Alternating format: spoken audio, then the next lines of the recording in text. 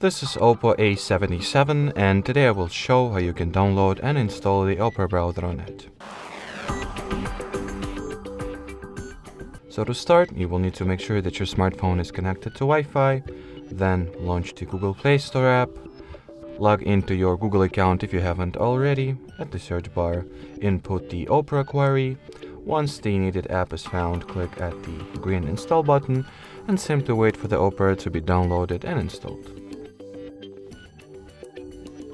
Once the app is ready, you can go ahead and open it, and while launching Opera for the first time, it is required that you perform a very simple setup. So in here, tap the continue button, then choose if you are interested in enabling notifications for Opera or perhaps making it your default browsing app. And finally, you can either customize the permissions that the Opera will have an access to, or simply allow everything that it asks for and start using the browser. Alrighty, so that will be it for this video. Thanks for watching, thanks for your attention, and bye bye.